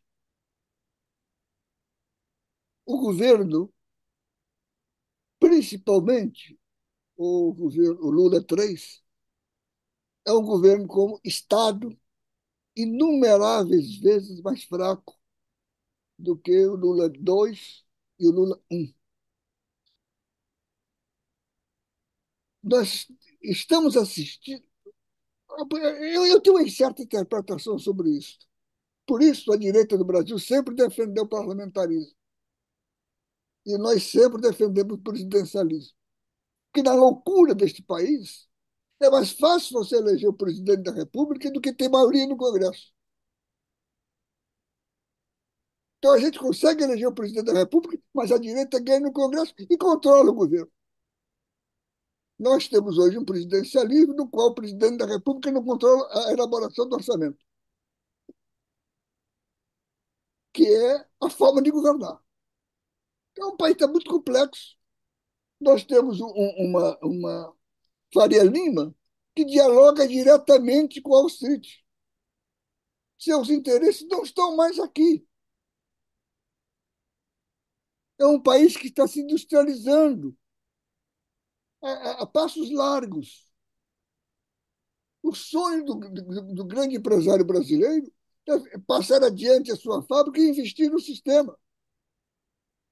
O sonho, o sonho do empresário brasileiro, industrial, agro e aquilo outro, é ser jogador da loteria da Bolsa de Valores. Ele ganha mais, não tem problema de terceiro salário, não tem greve, não tem nada. O povo está lixando com esse país. E no ano, eu vou dizer aqui uma coisa que às vezes eu digo e fico com medo de ter dito que parece uma barbaridade, tão maluca é a coisa. Nós nascemos sob o signo de uma economia agrário exportadora. Fomos isto desde o momento em que os portugueses conseguiram se instalar aqui e começar a colônia. Nós nascemos como produtores, plantadores de cana, produtores de açúcar. Para que o açúcar? Para exportar. Exportadores de pau, pau Brasil. Exportadores de algodão. Exportadores de pedras. E hoje nós somos o quê? Em que gira? Em torno de que gira a economia brasileira? No consumo nacional? Não. Nós somos hoje sofisticados exportadores de matéria-prima e alimento. Nós somos hoje, a classificação econômica é uma economia agrária exportadora. Quando muito, exportamos commodity. Mas, no geral, exportamos terra, exportamos gente. É um quadro complicado. E, ao mesmo tempo, somos a oitava, não sei se oitava ou nona, agora está variando, potência do mundo. E talvez a única potência do mundo que não tem forças armadas. Nós não temos forças armadas, para o bem e para o mal. Nós temos uma grande polícia militar, que não tem capacidade de defesa nenhuma do território, porque nós não temos indústria, porque nós não temos tecnologia. Nós tudo que essas nossas famosas forças armadas têm é importado, até a cabeça, até a ideologia de guerra. Vá com essas ideias conversar com algum capitão, major, coronel, general. Estão todos formados nos Estados Unidos. O sonho é fazer doutorado nos Estados Unidos. Nós não conseguimos. Eu vou morrer com uma coisa que eu tenho sempre dificuldade de explicar isso. Me desculpem vocês, eu vou tentar. Nós temos uma tragédia. é uma tragédia de origem. Eu não sei se eu estou me dizendo essas perguntas. Uma tragédia de origem. Nós não temos projeto nacional. Quando eu falo isso em certos auditórios, aí vem um camarada, o projeto de Getúlio, o projeto militar, projeto nacional, para mim, não é isso. É uma coisa chamada sentimento de nação. O que essa nação quer fazer no mundo? Qual é o papel que ela quer exercer no mundo? Nós não temos isso entre nós. A única nação que funciona é a nação rubro-negra. Nós não sabemos o que queremos. Por que nós estamos aqui? O que queremos fazer com essa gente? O que queremos fazer com esse povo? Não sabemos. Temos um governo que tem um projeto, outro governo não tem um projeto. E mesmo hoje, eu vou repetir o que nós já falamos lá atrás, nós carecemos, fora esse projeto de país, esse projeto de nação, esse projeto de sociedade, faz um projeto, nós carecemos de um projeto político. Nós saímos da luta armada, construímos um projeto de democracia, enfrentamos, conseguimos, nós, com quase todo mundo, conseguimos impedir, a duras penas, a continuidade do projeto proto-fascista. E daí? O que é que nós podemos dizer hoje como mensagem ao proletariado em extinção? O que nós podemos dizer hoje como mensagem ao morador das periferias? A classe média baixa, a classe média média.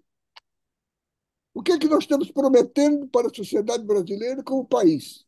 Olha, nós, nós queremos fazer isso. Nós vamos fazer. Não, não temos. Nós não temos. Essa última campanha foi uma tragédia. Nós nos omitimos disto. Não, eu não vou repetir o que já foi dito lá atrás. Bom, evidentemente, nós não somos uma ilha, nem um país é uma ilha. Nós temos todos esses condicionantes. E vou tomar o exemplo da Islândia. Lamentavelmente, nós não somos a Islândia. Qualquer movimento nosso interessará ao imperialismo. Não interessará, dirá, incomodará o imperialismo, incomodará o grande irmão do norte. Nós somos aqui um espaço de reserva. Eu acho que já foi dito aqui, o nosso papel é não criar problema. Eu já estou com muito problema para cuidar, já tem a China, já tem o Irã, já tem a Rússia com o seu arsenal atômico. Isso aqui é para não criar problema. Criou problema, vai ter intervenção. Como nós podemos administrar isto? Eu não sei. Como fazer a revolução? O Florestan dizia que nós não fizemos ainda, não tínhamos feito a revolução burguesa. Como fazer a revolução brasileira? Sem incomodar os interesses estabelecidos? É possível fazer? Por outro lado, é possível fazer incomodando esses interesses? Nós tivemos, eu vou encerrar com isto, é uma coisa que é certamente apenas um problema pessoal meu, talvez seja seu, talvez seja do Trevas. É um problema da minha geração. Eu acho que isso que se aplica à minha geração tem reflexo na sociedade brasileira. É uma sociedade como a nossa geração era jovem. Nós estamos no momento do fim. Eu vou dizer uma frase que já foi dita: o fim das utopias. No meio no meio da ditadura, nós tínhamos um sonho. A gente dizia que primeiro que íamos derrotar a ditadura, que íamos instalar uns um Estado democrático, outros pensavam que ia instalar um Estado socialista. Nós tínhamos sonho de fazer uma grande democracia. Achávamos que era possível. Achava que era possível a Revolução Socialista. Achava que era possível uma Revolução Nacional Popular. Mas nós temos aí o fim da União Soviética, o fracasso de todas as. Me desculpem essa coisa que eu vou dizer, que me dói muito, o fracasso de todas as experiências socialistas. E nós estamos aí. Como de repente estamos numa cena, o teatro, o cenário desaba, a gente esquece o script, a plateia vai embora, nós estamos sozinhos no palco, sem saber o que dizer e sem saber para quem falar. Desculpem, eu sou, como é que eu diria, um marxista pessimista.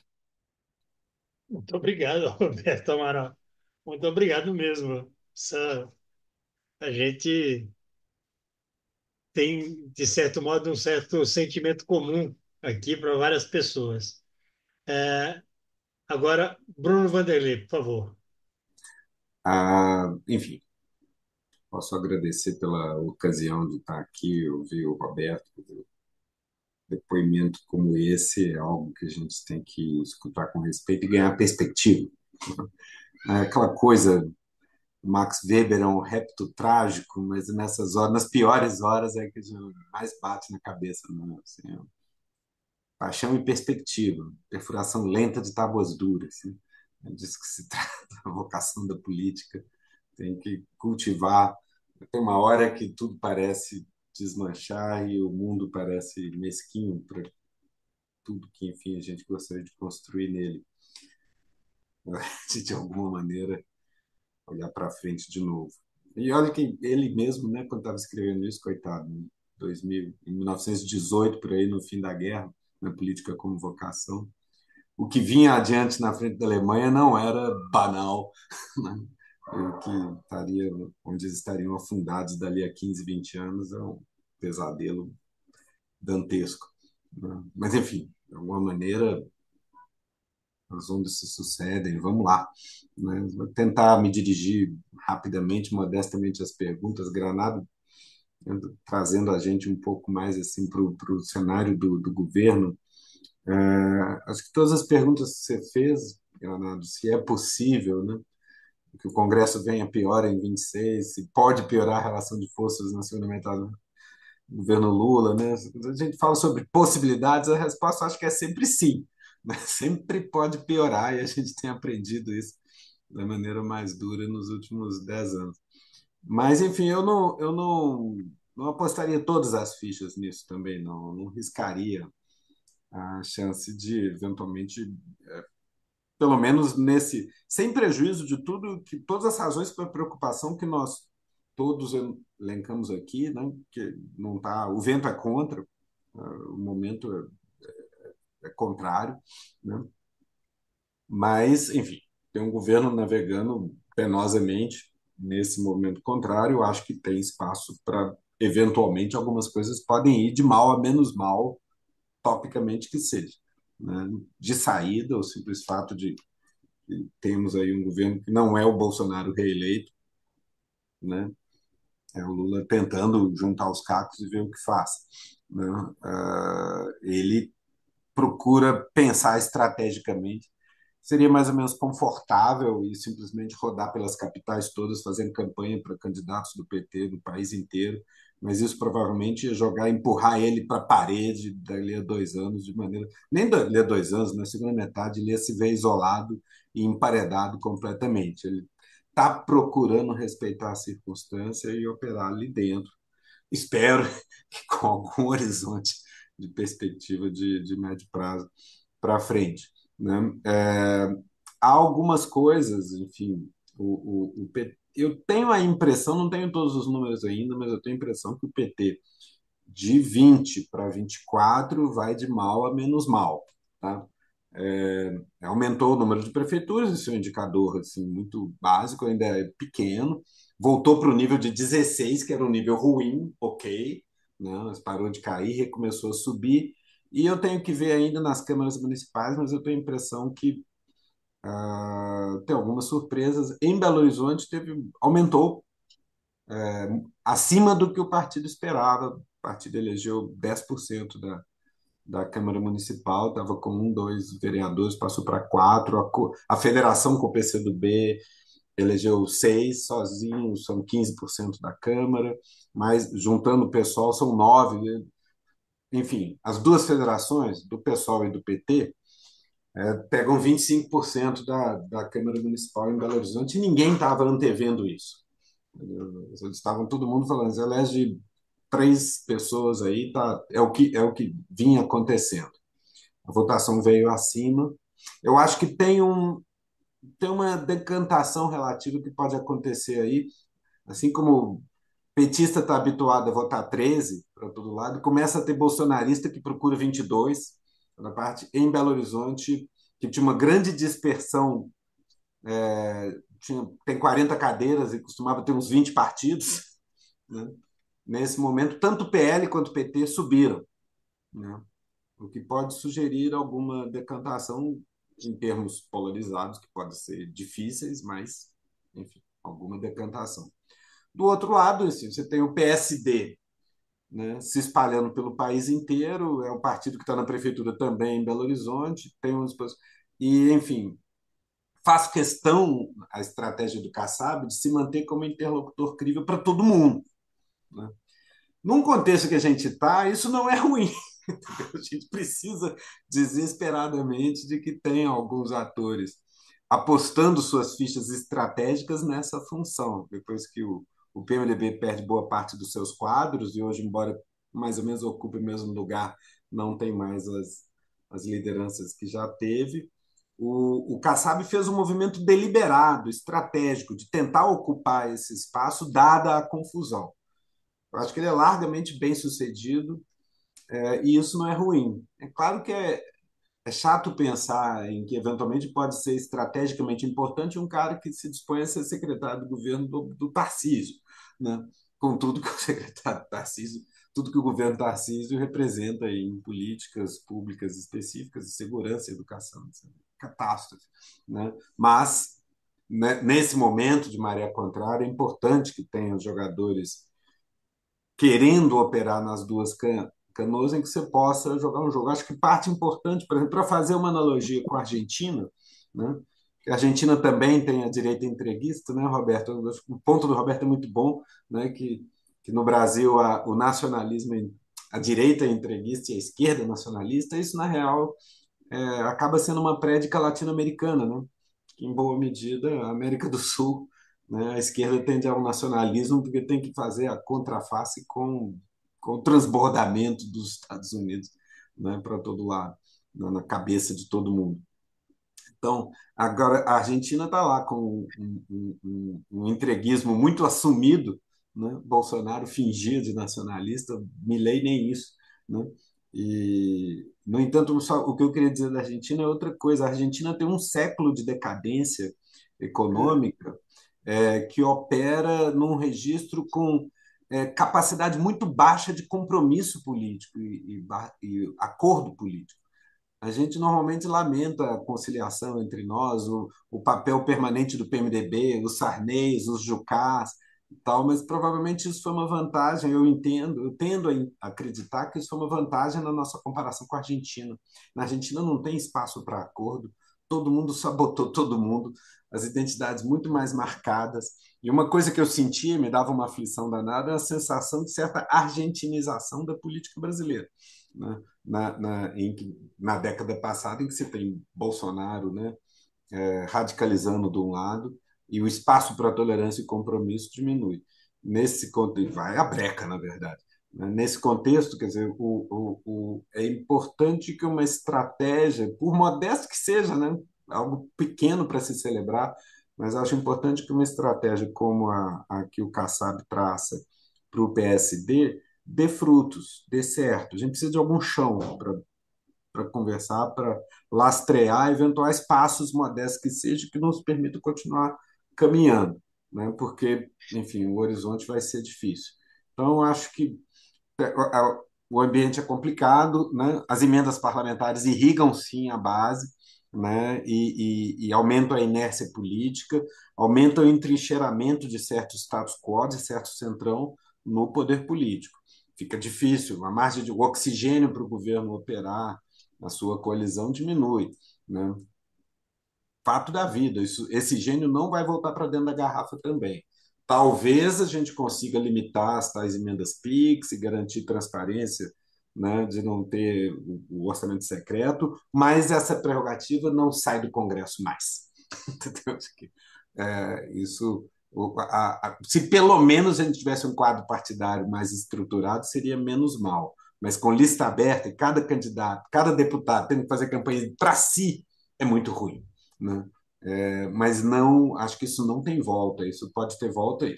Pode melhorar a transparência, pode coibir o PIX, digamos assim, mas não volta para o Velho Testamento da iniciativa inteira do executivo, não, né? A provocação do Tadeu Valadares em torno da derrota do Ocidente, eu seria uma pessoa cética a respeito disso há uns 20 anos atrás. Hoje eu não consigo deixar de concordar que o mal-estar ocidental é profundo. Assim, tá muito claramente a deriva. Eu disse isso, que o caso americano tem uma decomposição da cena política americana que é gritante, só não dá manchetes porque é isso, né? Todo mundo bajula, enfim, mas é evidente que você tem um sistema político que vai ficando disfuncional, né? Esses fechamentos, o espaço de cooperação transpartidária ali foi a zero de uns 20 anos para cá, né? E fica bem difícil operar assim, a China está nadando de braçada, né? E eles não têm muita coisa a fazer a não ser retaliar ameaçando violência. Então, é preocupante, mas o mal-estar é real. Enfim, se vai virar derrota mesmo do Ocidente ou não, não sei, mas no sentido ideológico, no sentido da autoimagem, sim, o que estão vivenciando é a derrota de muito sonho ocidental de ser farol emancipatório da humanidade, né? Não cola mais. Onde é que isso vai esbarrar é mais difícil de especular, né? Sobre as conexões orgânicas, né, Vicente levantava da, da direita brasileira, é exatamente isso que eu procurei exprimir, né, mencionando sempre a questão da Fox News, né? O primeiro apoio de veículo de mídia importante para os acampamentos na porta de quartéis no Brasil não veio de dentro do Brasil, não veio da imprensa brasileira, mesmo ela sendo o que é, não veio do Estadão, né? Vem da Fox News e vem com ênfase, vem numa retórica, né, denunciatória e tal, é complicado, né? O Brasil vai hospedar a G20, vai assumir a presidência do BRICS, mas sabe, eu acho que é isso que tem que fazer mesmo. Navegar é preciso, Vicente, assim.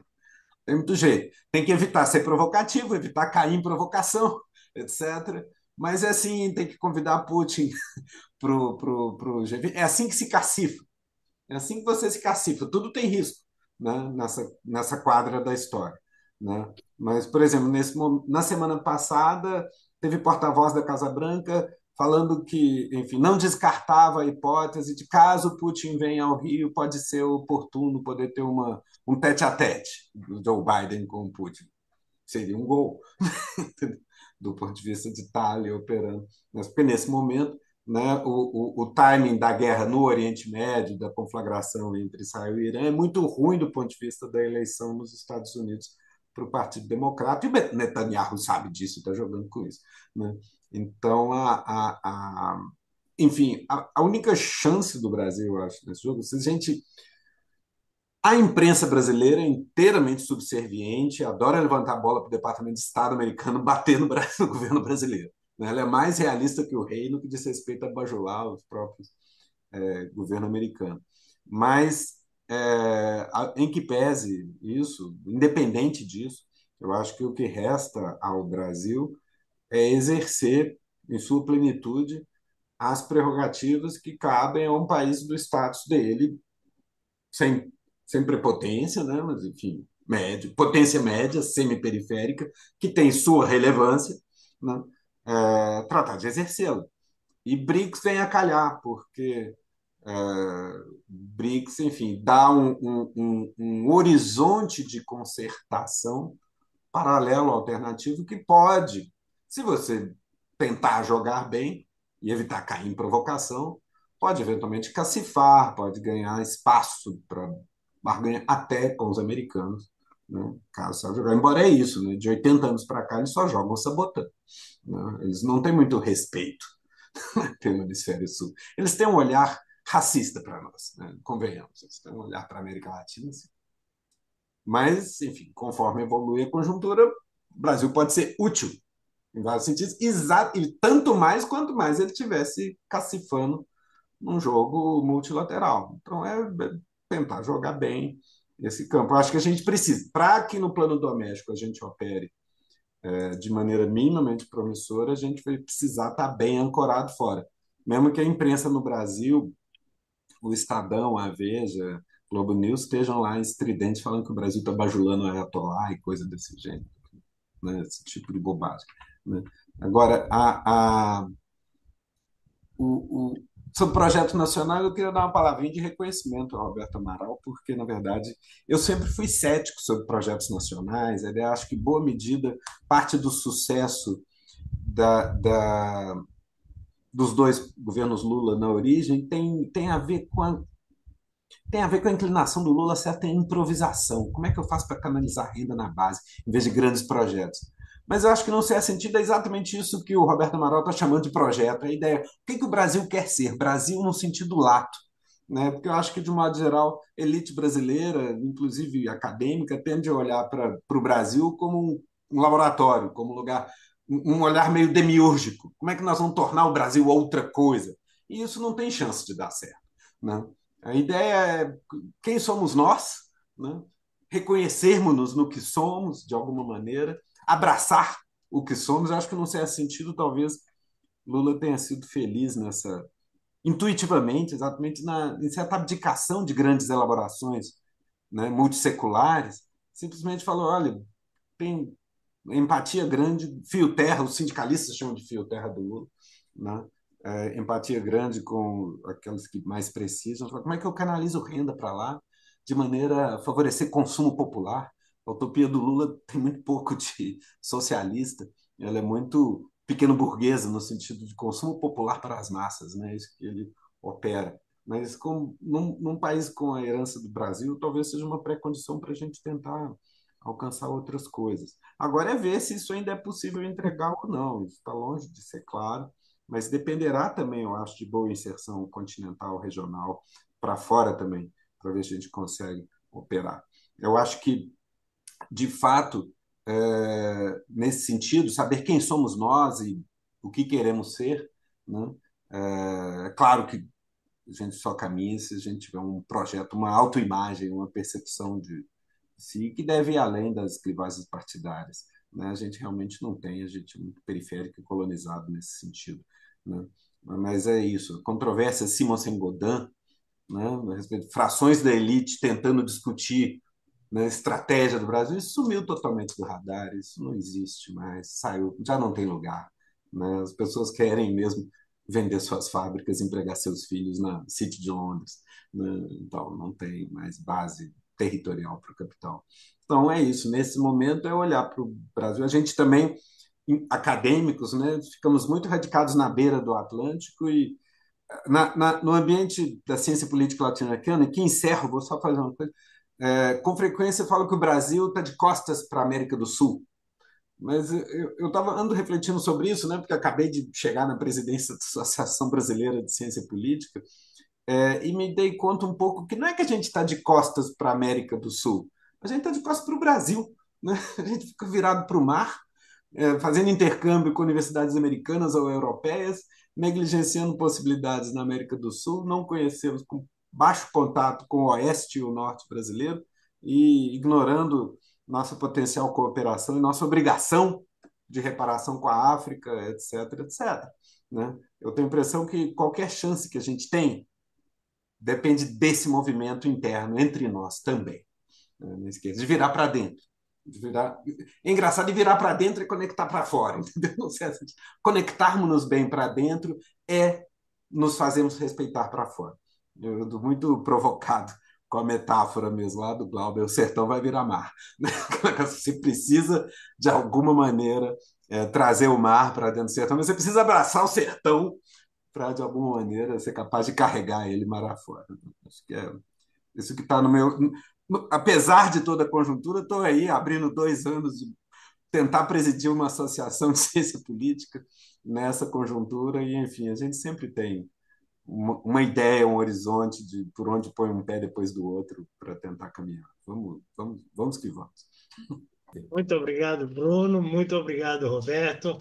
Eu quero agradecer muitíssimo, né, a participação de vocês dois. Eu acho que a gente vai voltar à carga logo depois do segundo turno, e alguns temas levantados aqui hoje vão ser obrigatoriamente objeto de alguns dos próximos diálogos, né? Tipo fenômeno marçal, a compreensão do que está acontecendo nesses espectros. Ou seja, nós vamos começar a buscar algumas dessas discussões. Eu já queria deixá-los sobre aviso para futuros convites. Muito obrigado a vocês, muito obrigado a todos que nos acompanharam até agora.